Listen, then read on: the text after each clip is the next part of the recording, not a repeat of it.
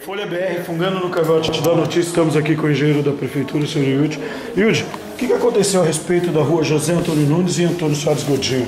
A gente está vendo aí que o senhor está conversando aqui com o senhor, qual é o seu nome? Renato. Senhor Renato, bom dia, tudo bem?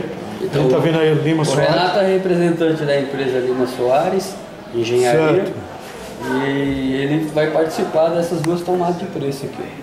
Tomada 13 e a tomada 14. Um é da Antônio Soares Godinho e a outra é José Antônio Nunes.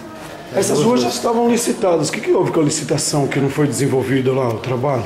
Olha, Guto, eu não sei a fundo não. Acho que é melhor você conversar com o pessoal de licitação aí que pode te explicar melhor aí o que aconteceu. O que aconteceu, né? Vai ser feita uma nova licitação? Essa daqui é um termo de vistoria, né? Toda empresa precisa vistoriar o local da obra antes de apresentar a documentação.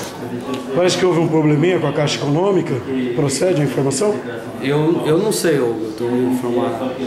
A execução dessa obra era para quando, mais ou menos? É o editor. Era para o ano passado, né? Não, era para esse ano. Para esse ano ainda? Quando? No Natal? Não, o início, né? Ah, o início. Esse ano. Ah, tá. Agora tem esse edital aqui que ele vai estar participando, uma das empresas que veio fazer vistoria aqui. Ah, tá. Então tá Os bom. locais, então.